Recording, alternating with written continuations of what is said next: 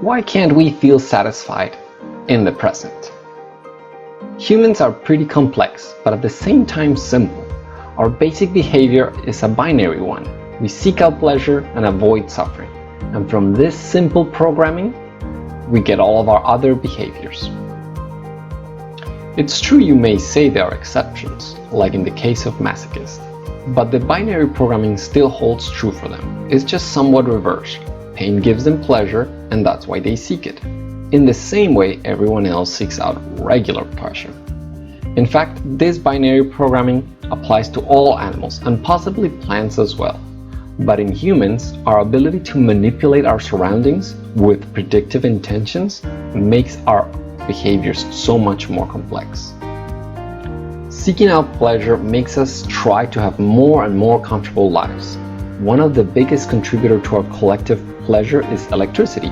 We can make electricity perform almost endless numbers of tasks, from washing our clothes, cooking, lighting, entertainment, and as a very effective communication tool. This video wouldn't be possible without it, but electricity, just like everything else, has a negative side to it.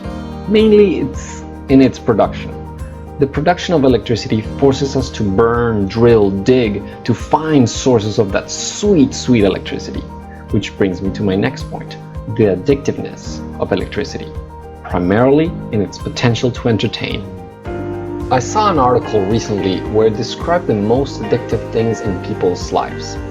At the bottom, there were things like marijuana and chocolate without sugar, followed by tobacco, alcohol, then sugar in all its forms, closely followed by illegal drugs and painkillers. But the most addictive thing by far was television. It was a no-contest situation. Now, I think the article was including all forms of visual entertainment along with television, but it had a point. We crave entertainment more than anything else. We can't stand being bored and alone with our thoughts. And I get it. This is not news to anyone. But what I want to illustrate is the scientific reason behind it. I think we can all agree that we have had good times in the past, amazing adventures even. But why didn't they feel like that when we were living them? I mean, when the past was the present, don't misunderstand me, the good events felt good, no doubt about that. But remembering them feels better than the actual time we lived them. Now, if you've watched my previous video about the meaning of life, you know about the eternal duality of all the different aspects in this universe. And when I say eternal duality, I mean the fact that there is no such thing as good and evil. They are interchangeable concepts in every aspect of our lives. And what we consider good or bad changes from culture to culture and from time to time. Not to mention that, first of all, we are social animals. Thus, what we consider good is what promotes the survival of the group, and evil is what harms the survival of the group. Zogg from Beetlejuice, it's a retired YouTuber, said it best. Please check him out if you can. I'll leave a link below. But why is there no good nor evil in a pure objective way of looking at the universe? Well, the answer is more simple than one would expect. It's physics. In this universe, there can't be any movement or change without some sort of equal energy exchange.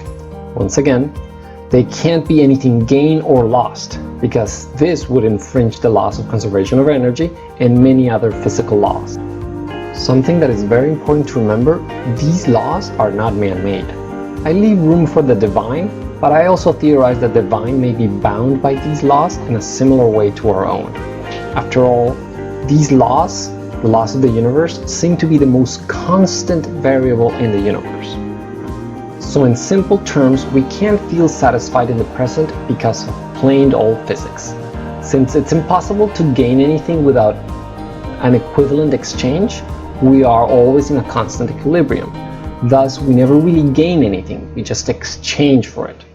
Thus, we don't feel satisfied once we acquire the object or the situation we desired previously. And when we lose something or someone, there's also an equal gain. And I'm not saying it doesn't hurt to lose, but the balance is always kept. It's not up to us to make it so. Just like atom superposition, our personal reality is composed of probability. But once we use our consciousness to observe the current situation, it collapses the wave function of probability into a singular state, which we then judge using our cultural bias and our biological needs bias, which in turn falsely determines a good situation versus a bad situation.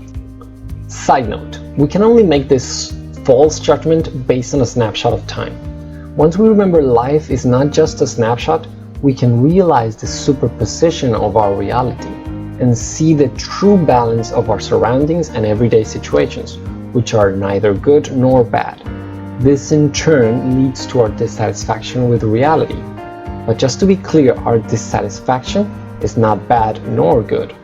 Please remember our dissatisfaction with our everyday life leads to things like electricity and modern pleasures. So what is the point of our unsatisfaction?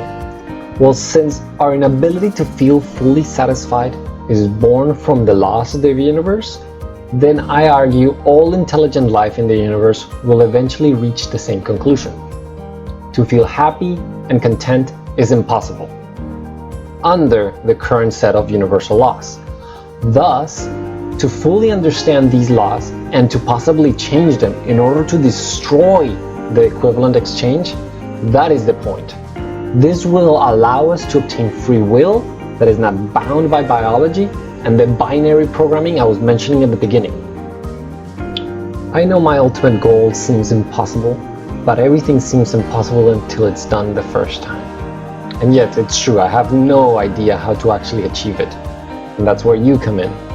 Together, we can work towards understanding the final frontier, which has been in front of our noses from the very beginning.